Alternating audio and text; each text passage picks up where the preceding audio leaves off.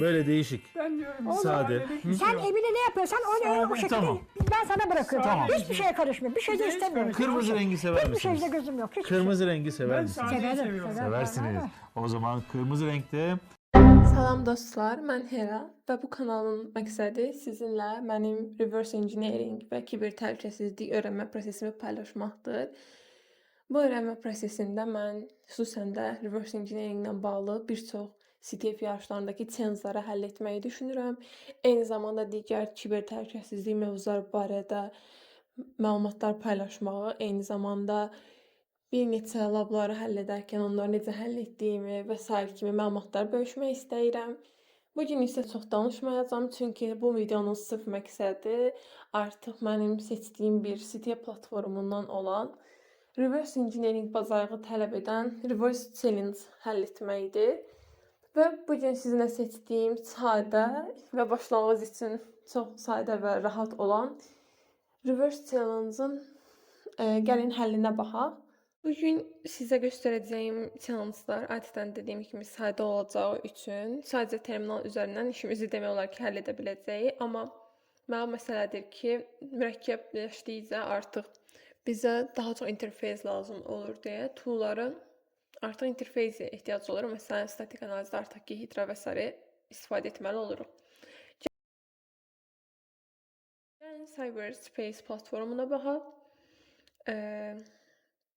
Gördüyünüz kimi kateqoriyalar çoxdur. Sadəcə biz reverse engineering kateqoriyasına bu gün baxmaq istəyirik. Və görürük ki, 5 challenge'ımız var. Mən bunları əslində həll etmişəm. Lakin sizinlə birlikdə yenidən həll etmək üçün artıq digər hesabımdan qoşulacağam. Gəlin baxaq ilk öncə. Gördüyünüz kimi burada description'ı verib, lakin burada sadəcə tərsinə mühəndislik, reverse engineering barədə məlumatlar var. Çox da bir məlumat yoxdur başqa. Bu səbəbdən yuxarıda da görürsünüz, izi, skor və s. kimi neçə nəfər həll etdiyini də göstərir. Gəlin yükləyək burada. Mən də artıq yüklüdür deyə yükləməyəcəm. Amma siz buradan yükləyə bilərsiniz. Və artıq gördüyünüz kimi bu formada artıq açılır. Reverse 1 adlı faylımız. Yüklədikdən sonra isə artıq keçid edirik asad terminalımızı və terminaldan artıq başlayaq işin addımları.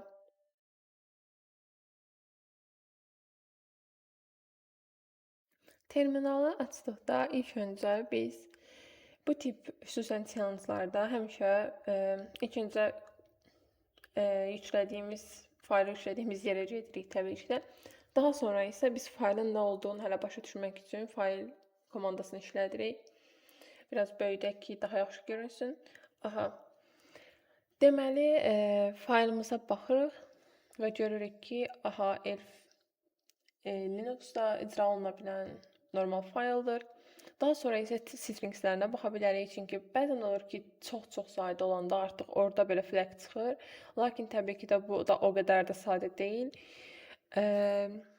Bu səbəbdən biz görürük ki, çox da bir şey yoxdur. Sadəcə hello world görəndə təxmini başa düşə bilərik ki, bu elə belə onu icra edir. Burada proqramımızı run edəndə görürük ki, hello world yazır və dayanır.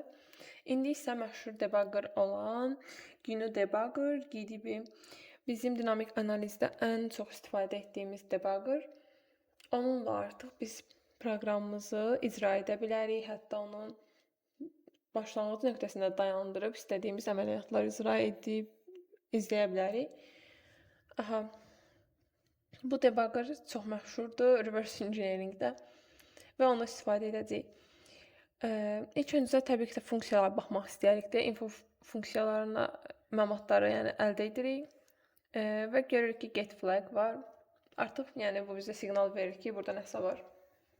Lakin belə bir məsələ var ki, biz mütləq proqramı əgər run etsək, birbaşa proqram işləyəcək və dayanacaq. Bu səbəbdən biz proqramda ortada əməliyyat aparmaq istəyirik deyə dayandırırıq main nöqtəsində ki, run olsun, lakin orada dayansın, birbaşa başlamasın, başlayıb bitməsin daha doğrusu. Main nöqtəsində biz bunu dayandırdıqdan sonra gördüyünüz kimi proqram yəni belə bitə bilərdi, lakin main nöqtəsində dayandırdıq deyə artıq o qədər tez bitməyəcək və gedib run edirik artıq proqramı. Run etdikdən sonra isə bizə lazımdır get flag-i çağırmaq və onu çağırırıq.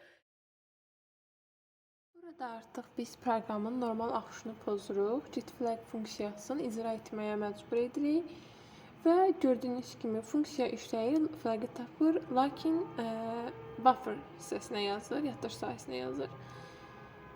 Bunun səbəbi odur ki, reaksiya verməsə də buffer yazmasının səbəbi odur ki, Linux terminalı line buffer işləyir. Yəni məlumat yalnız sətr bitəndə /n simvolu gələndə ekrana çıxarır. Burada isə gördüyünüz kimi artıq flag çıxdı. Patchar funksiyası ilə /n yazıb çağırdığımız üçün artıq bu funksiyanı icra etməyə məcbur etdiyimiz üçün artıq flag-i görürük. Az əvvəl isə flag çıxmama səbəbi o idi ki, artıq flag ambarda oturmuşdu, amma qapı bağlı idi. Lakin patcher artıq sadə CD-də olan bu funksiya /n çap etməklə sistemə sətr bitdi mesajını verir və bu sistem artıq bizim ambarın qapağını açır və flag-i itələyir ekrana. Bu səbəbdən artıq bunu yazdıqda biz flag-i görürük.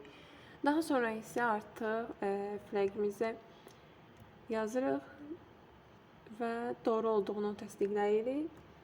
Bu qədər.